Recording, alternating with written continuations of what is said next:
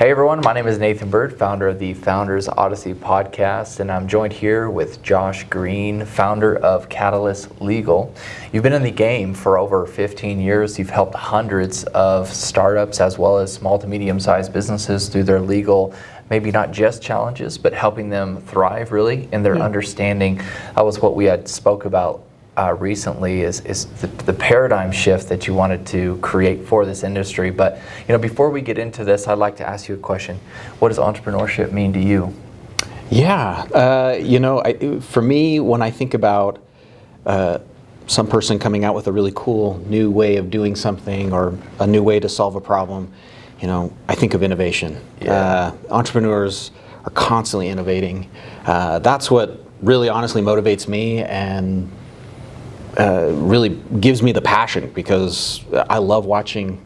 I'm not a super innovative person necessarily, but I love watching other people and helping them achieve their goals, right? And watching them do amazing things and really bring forth amazing products or services or a new way of doing something. That gives me a lot of passion. Well, and what you realize there is it takes a full team to be able to take ground and accomplish those mountaintops as entrepreneurs. And it can be difficult. And if you don't have the right people that are on your team and that are giving you the valued knowledge that you really need to be able to take that next step. And I think that's exactly where you come in. So share with us a little bit about your inspiration. Did you have any mentors in your life or family that pushed you in the direction of being an entrepreneur? Yeah, so my dad is a dentist. He was a dentist, is a dentist, and had his practice for 40 years. Had his own practice, ran his own business.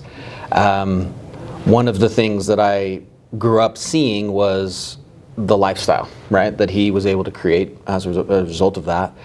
Now, lawyers aren't traditionally have that type of lifestyle, right? Yeah. We're known for working 90-hour weeks, and I, just like I wanted to change the paradigm of how people view lawyers, I also wanted to change the paradigm of what it meant to be a lawyer, right? And so early on in my career, really wanted to embody someone who had a work-life balance, but also was doing cool and innovative things. And I think that's achievable. You just have to really be focused about your goals. So.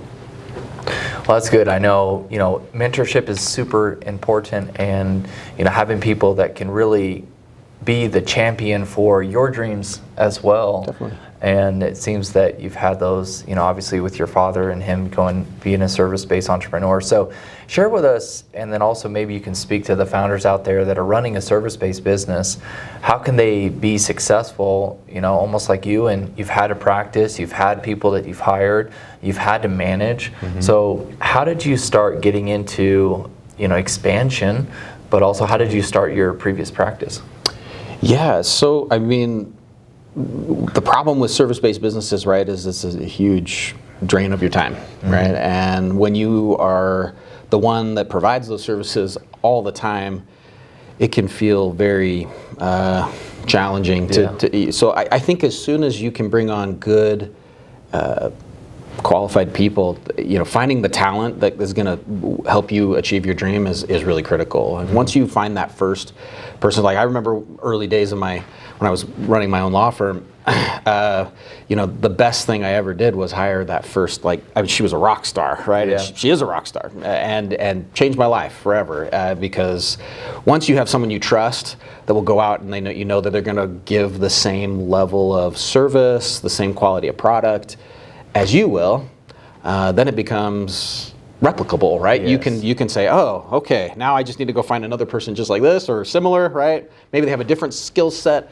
but they offer this. They have the same value. So for me, it's been about finding people that share my work ethic and my values, and that really is that's the secret sauce. The people is always the secret sauce. So what you're talking about there is really company culture and the ability to duplicate, right, you replicate your desires, your goals, and to be able to articulate that to your team. Definitely. That's what at least I got from that. Yeah, and it helps if they can, at least with lawyers, right, that not all of them are really great at the sales part, right? Being able to sell themselves, a lot of great technical people.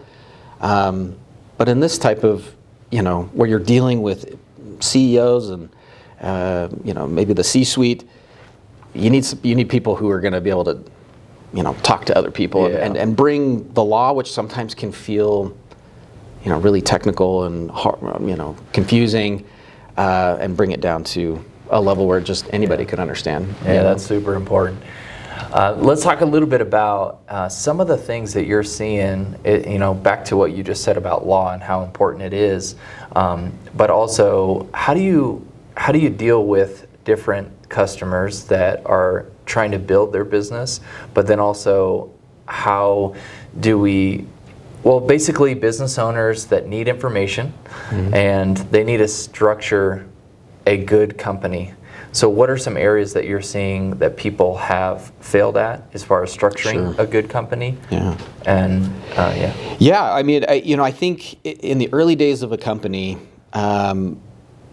entrepreneurs make a couple of key mistakes in an effort to save money, and I get that, right? When you're a new business owner, the last thing you want to do is go spend a few $1,000s on legal, right? But some of the things that they fail to do is, they don't document their partnerships. They maybe don't document certain agreements with key customers, and I think a lot of it is done in the spirit of, hey, let's just get it done. Like, entrepreneurs are can-do people. Let's just get this done. Let's just, as soon as we get this deal, we can get some revenue in, then I can go do the next big thing. But if you don't document it properly, if you don't, particularly partnerships and key, I would say customer relationships, it can lead to all sorts of challenges. It can lead to disputes, which is just a major drain on morale and resources. And so I would say those are probably two big things right out of the gate. Like if you don't document those things, and meaning put it into a contract and spend a little bit of money to try and make sure that those things are all kind of buttoned up, it can cause big problems down the road. Yeah. It's like a ticking time bomb, right? Because it's great while everybody's friends, but the minute there is a dispute, then it becomes We've awful. heard this before from you, actually, and it's always stuck with me, but share with us the quote that you like to use. I think it's around fences. Oh, yeah. And it's not a quote that I made up. It's definitely, I think it's a quote but good fences make good neighbors, right? So if you lay out the terms of the relationship at the beginning, those relationships can continue, and everybody knows the rules of the game. Everybody knows how things are going to work. Like I said, did not make that up. It's a common quote, but it is, I think, indicative of really what makes a successful business relationship, right? Because imagine you have something where we're negotiating something, we're talking about something we're going to do together, and you have your conceptions, right? Yes. And I have mine, and we're sitting here and we think we have an agreement. Well, the minute you start putting that on paper, you're going to find out really quick whether we actually do have an agreement, whether what I think and what you think are the same. And it's in that process that's a key part of the negotiation process, that if you don't do it, then we get to the end and there starts to be a dispute, and you think, well, no, this is what we agreed. And I've heard that 100 times. No, this is what we agreed. And you got two sides looking at the same set of circumstances but are saying the agreement's different. Well, we've got two different sides, right? Let's look at that scenario, and then let's create a solution, though, to individuals in each of their parties that are having a dispute. Yeah. How do we have a resolution amongst that? And of course, there's all sorts of disputes, but maybe you just pick one scenario that you have found to be very common. Sure. And then how you've been able to resolve that, and then how those out there would be able to resolve that. Yeah, absolutely. So one of the things that I advocate is it never helps to not communicate, right? I think a lot of times when you start getting into a dispute, especially with someone that, like a business partner or something that hurts, is you kind of clam up. But I find that the more we can talk, the more I can understand your position, the better chances that we're going to find a resolution. It's the times when it's, and it may be hard, right? There may be a really hard line position here and there may be a really hard line position here, but as you talk it through and you really want to hear, and the goal is to understand, not necessarily to win, right? And I think if you come to a dispute with the goal to understand, well, then you can employ some negotiation tactics that may get us closer to a deal. Yeah. But in the end, there has to be something that bridges a compromise, Yeah. right? I mean, eventually both sides are going to have to come and compromise something. Usually, right? And that's not a truism. I mean, there's obviously times when you can get everything you're looking for, but Well, and probably what you've seen, and I've seen this before too. It's where one side just says, "Talk to my lawyer." yeah, Talk to my lawyer. yeah, And there's no common ground. There's no ability to be able to actually understand what the other side is going through because it's only talk to my lawyer. Sure. So I'm curious on what your side of that is, right? Yeah, sure. And how you. So navigate that. I think that that wouldn't be my first piece of advice if someone came to me and wanted me to help them negotiate I wouldn't say, hey, look, just send them to me. Oftentimes getting legal involved, it puts up those walls, right? Right. So, but I can coach through my clients and say, hey, well, maybe ask some of these like really key questions so we can really get to, and then once I get some information, then we can take it to that next step. Always asking questions and asking more questions, asking follow-up questions. I find that most people, they want to be heard. They want to be understood. Yeah. And so if you can come to them with the goal of understanding, you're going to put yourself in a better position to win. Well, that's what I feel like would be a better lawyer. Okay, just like what you said is having the understanding of not just, siloing the other party, but yet it seems that you really have that interest, of the other person and wanting to understand. So, if you guys are obviously if you're in that position, then of course we have Josh here. but no, I think that's a really good thing. So, speak to us a little bit about some specific contractual organizational tactics that you would suggest for the entrepreneur to do if they're structuring the company, if they're creating partnerships. Sure. What should you do as far as setting proper expectations? Yeah. How do you do that? Well, I think depending on how you're structured, starting with the premise that especially if you're going to go and get some funding down the road or whatever, start with the premise of just doing things right from the outset, right? And so if you are, let's say, a C corporation, right, and that means you have to have at least one board meeting a year, at least one shareholder meeting a year. There's certain requirements that most states will require you to have and follow, but have some bylaws, follow those bylaws, and hold those meetings and build a team of advisors around you, even if you're a solo entrepreneur, right? Even if you're the only shareholder in the company, put a board together, put other people, don't create an echo chamber for yourself, and then get in the habit of meeting regularly. Not every company needs to meet every month or every quarter even, especially in the early days. But eventually, that's the hope, right? The hope is that you're going to grow into a company that's going to have regular board meetings and is going to run like any other corporation in America. And I think if you run with those expectations, one, you're going to make yourself more attractive to investors because all your stuff is going to be buttoned up, and you're going to have your meeting minutes and everything, and everything that you do with the company is going to be authorized by the board. In the end, that ends up helping you way down the road, because if you ever want to exit or anything like that, they're going to want to see all that stuff and see, how did you run this company? Did you run it properly? Because that can really, cause problems down the road, and you end up having to go fix things later, and it's kind of a hassle, right? And expensive. Which you've seen, right? I mean, all the time. helping hundreds of companies now. You've seen trends. You've seen what works and what doesn't work. Sure. What works as far as team? And what are the individuals that you speak to to help the founder? Because there's the CFO, there's the CEO, or how do you? And it really depends on the company. Honestly, I work a lot with CEOs.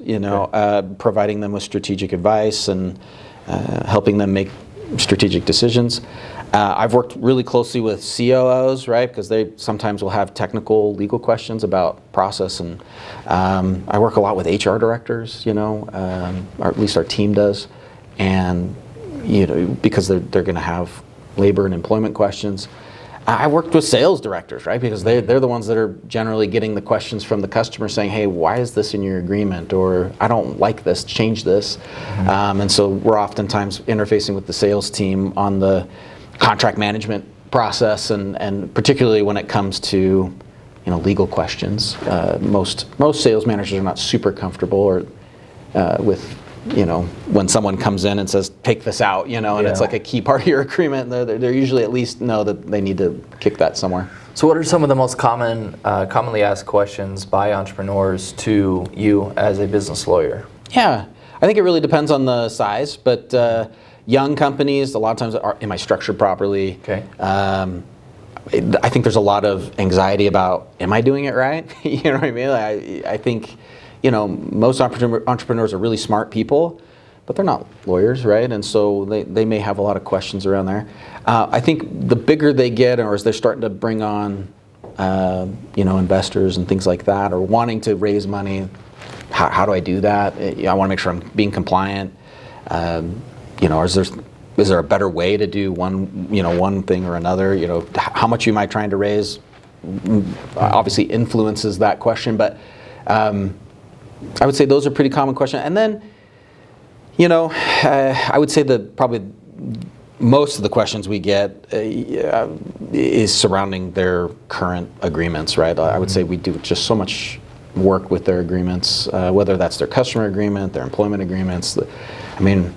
Like I said, contracts are the kind of the foundation for pretty much everything we do in a company, right? And whether it's with employees or whether it's with your vendors or with your customers, there's contracts is the foundation of that. So I've got a question in regards to the structure of a company, right? So now what we've done is we've created a structure. We've got 3 different individuals within this company, and they have different percentage ownership in that business. Sure. Now, how do we determine so if we're going to do a commission-based structure with actual ownership, how do you structure it from an agreement standpoint that each individual will be receiving commissions off of sales?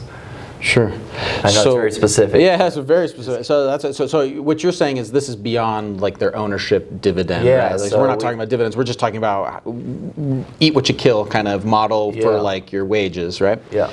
So this is actually really, really common in the law world, right? And so I think the first law firm I worked with, it was a rough time in the economy. I think I've talked about this, but. And so nobody was paying salaries. At least no one was offered to pay me a salary, and so it was an eat what you kill model. And so essentially, even though you're partners, and I wasn't a partner, but let's just imagine I was, come in as a partner. I'm going to get a percentage of what I'm earning. You're going to get a percentage of what you're earning, and let's say partner number 3 is also going to get a percentage of what they're earning. The rest presumably goes to growth and overhead and expenses and other salaries for other employees and support people. But that's a really common structure, right? So let's just say it's 25% eat what you kill, right? That's essentially how it would work. And you would put that typically in an employment agreement. You could build it into like an operating agreement or into your bylaws, depending on how you want to do it. But most likely it would be in some kind of like employment agreement, right? Because you would want that to still be, depending on how you're structured too, it would make a big difference, right? Because if you're structured as a C company, a C corporation, you would definitely want it to be a salary, right? Because so what I'm taking from you here is, just be really refined in understanding of the actual structure of the company. Definitely. Making sure that you and your partners have complete agreements and everything is written down on every piece of paper, regardless of. That's the lawyer's dream, anyway, right? That's the lawyer's dream. Well, and that's kind of what you come in to do, is just make sure that all of that is in alignment. But I think that, even for those that are listening and watching this, it's just a matter of do your due diligence. Don't just be reactive, but be proactive in making, of course, the jobs of legal to be a little bit easier, but then you can streamline the process. Plus, it will save you time and money. Definitely on the back end, right? Because fixing problems is always more expensive than being proactive. Well, and I feel like for you too, and maybe it's not true for every lawyer, but I've seen from you is just, it's a model that you have, and we'll get into your model and then also where you're growing and going as a company, but you've got this fractional model, and it's really attractive, I do believe, to the current businesses that you're working with as well as to new. But can you share with us a little bit more about the model that you have currently, and then also where you're going and growing as a company? Yeah, for sure. So, I mean, Catalyst Legal it's a fractional in-house counsel service, right? So we go to companies and they either don't need somebody full-time, don't have enough work, or don't have enough budget, and it doesn't matter, but they can't, they don't need somebody full-time or don't want somebody full-time, are looking for day-to-day legal solutions, the contract reviews, hey, I've got a question about labor and employment, the things that you would normally consult an in-house counsel for. But you only pay for what you use and what you need. And so that's kind of how we work. And it's unique just because it provides kind of the responsiveness and the best case scenario for an in-house counsel, responsive, someone who really knows and is part of the strategy of where you're going. But the flip side is it's kind of on an hourly basis, so you pay for what you need, and so it's budget friendly. We can really set a budget and say, okay, this is all we're going to use, and this is what you're going to give me objectives. We're going to go figure those out. It's also really great for supplementing teams as you're growing and scaling. So you may have an in-house counsel, but that person's overworked, or they're not getting to the things that are really important because they're bogged down in the mundane contract review or whatever. And so someone from my team could come in and really supplement that person really, really well. Someone who's got great experience, has been doing it for a long time, and doesn't need a lot of training, just comes in and does. And like where we're going is, and what the idea here is, really to try to kind of flip a little bit of the paradigm on its head, right? And say, look, you don't just have to have an in-house counselor, just have to have a law firm. Sometimes you can have the best of both worlds, and that's what we're trying to create. That's perfect. Yeah. Okay, so we're getting towards the end here, but Sure. I just wanted to ask, what would be like the dream client for you? Yeah. Who would be a great person or company to the work dream with? client or the ideal? The ideal. Okay, all right. Because the dream client's different than the ideal client, right? Yeah. Because, I would say the ideal client is a business owner or a business that understands the importance of legal. They're not going to question, whether we have value. So someone who understands that hey, we need help. We understand that we need to solve legal problems. I think there's a lot of, and this is not denigrating anybody, but just there's a lot of entrepreneurs that don't think they need really. I know how to look at a contract. Well, that's probably true. There's a lot of smart people out there, but understanding there's a value in offloading that so they can spend their mental energy somewhere else, right?